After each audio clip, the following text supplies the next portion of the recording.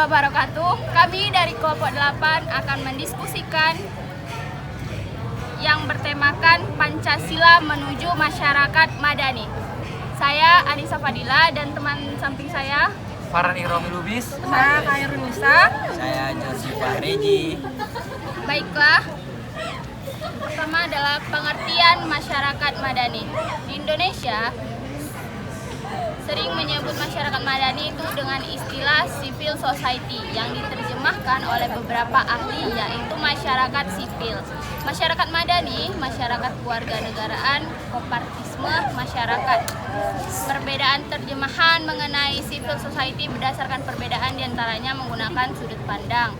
Menurut John Locke, mendefinisikan civil society sebagai masyarakat politik. Ia dihadapkan dengan otoritas partenal atau keadaan alami dengan damai dan penuh kebajikan, saling melindungi, penuh kesabaran, tidak ada rasa takut, dan penuh kesetaraan. Kemudian Hegel mendefinisikan civil society merupakan bagian dari tatanan politik secara keseluruhan. Bagian dari tatanan politik lain adalah negara. Civil society yang dimaksud merupakan perkumpulan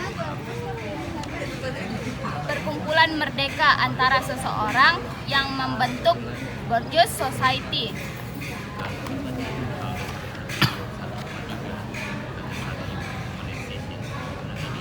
Menurut Adi Suryadi Chula, ada 4 perspektif dalam memandang civil society.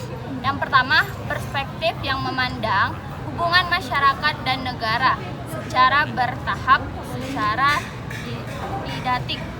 Yang kedua, masyarakat dan negara, masyarakat atau masyarakat politik sebagai dua identitas yang secara rasional dan fungsi yang tidak terpisahkan. Yang ketiga, ada perspektif yang memandang hubungan masyarakat dan negara tidak konteks sebagai dua identitas yang selalu berhadapan dalam situasi konflik.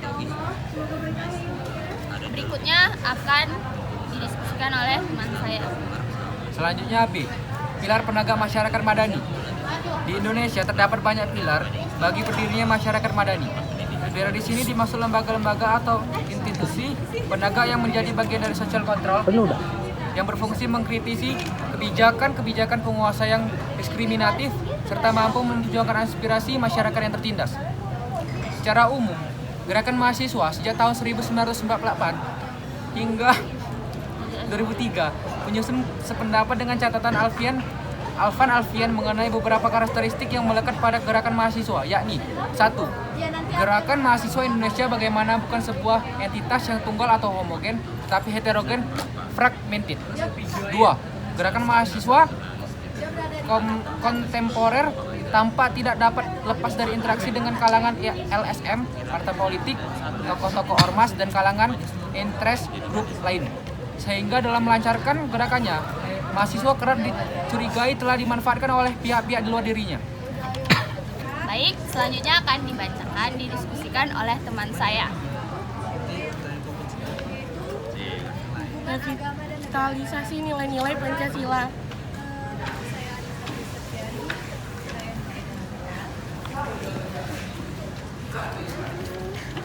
Semua dampak euforia reformasi yang kita hadapi saat ini perlu disikapi oleh segenap komponen bangsa melalui pemahaman yang benar, utuh, dan menyeluruh dalam konteks semangat persatuan dan kesatuan bangsa. Peningkatan perhatian masyarakat terhadap nilai-nilai Pancasila dalam menghalau dampak negatif berkembangnya berbagai ideologi negara lain, termasuk kuatnya pengaruh ideologi leluhur di tengah-tengah masyarakat. Maka perhatian masyarakat terhadap nilai-nilai Pancasila harus kembali dapat ditingkatkan melalui serangkaian upaya dan kegiatan. Penyamaan interpretasi pemahaman nilai-nilai Pancasila ada 3. Sosialisasi nilai-nilai Pancasila dengan memanfaatkan tokoh masyarakat. Pengkajian terhadap kondisi penghayatan nilai-nilai Pancasila. Pemerintah melalui Kemendagri dan Kemendiknas merumuskan kebijaksanaan dan program penyusunan buku pedoman atau arahan umum implementasi nilai-nilai Pancasila. Pemerintah melalui Kemendiknas menyusun seperangkat kebijakan dan program penataan kurikulum pendidikan materi Pancasila. 3. Penataan kelembagaan formal terstruktur sebagai pengawas dan pengembangan nilai-nilai Pancasila secara formal. Pemerintah atau Pemda bekerja sama dengan kalangan akademisi merumuskan kebijakan pembentukan lembaga pengkajian dan pelestarian nilai-nilai. Pemerintah menetapkan peraturan perundang-undangan yang mengatur tugas, tanggung jawab, dan kewenangan yang diberikan. Pemerintah atau Pemda meningkatkan komunikasi, koordinasi, dan kerjasama dalam merumuskan berbagai aturan mengenai mekanisme kerja lembaga pengkajian dan pelestarian. Pemerintah atau Pemda melaksanakan sosialisasi secara menyeluruh mengenai keberadaan lembaga pengkajian dan pelestarian.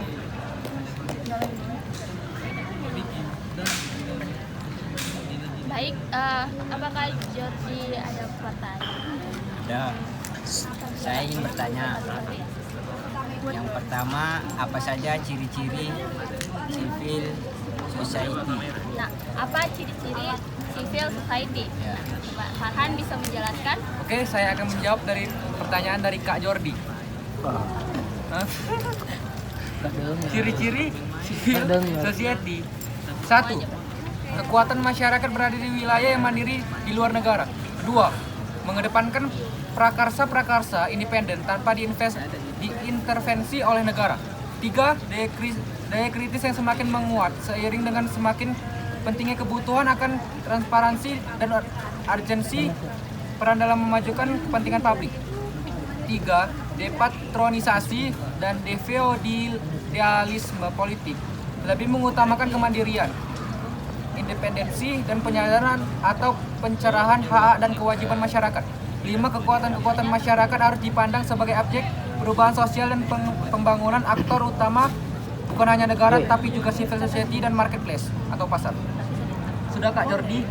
Nah, ciri-ciri civil society tadi ada 5. Apakah sudah jelas?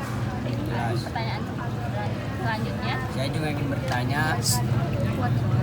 juga ingin bertanya bagaimana upaya yang dilakukan merevitalisasikan kembali nilai-nilai Pancasila.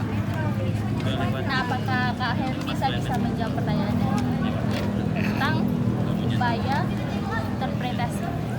Ada 4. Pemerintah atau Pemda bekerja sama dengan kalangan akademisi merumuskan kebijakan pembentukan lembaga pengkajian dan pelestarian nilai-nilai.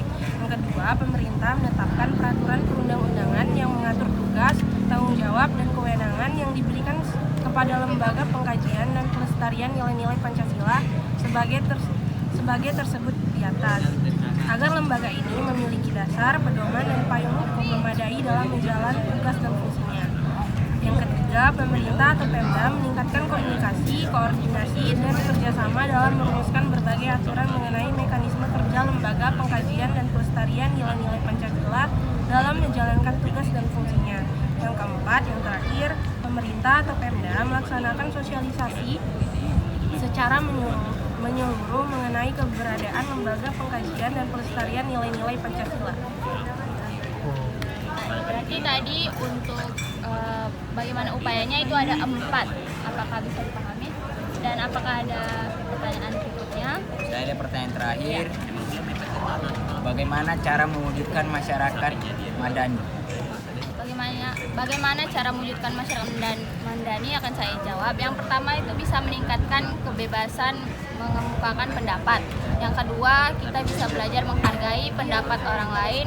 Yang ketiga, menumbuhkan keberanian moral yang tinggi. Yang keempat, menerapkan demonstralisasi pendidikan. Apakah bisa dipahami? Bisa dipahami. Jawabannya sangat jelas. Terima kasih. Terima kasih kepada teman-teman yang sudah menjawab. Baiklah, terima kasih. Sekian hasil dari diskusi kami. Apabila ada kesalahan, kami mohon maaf. Billahi taufiq wal hidayah. Wassalamualaikum warahmatullahi wabarakatuh.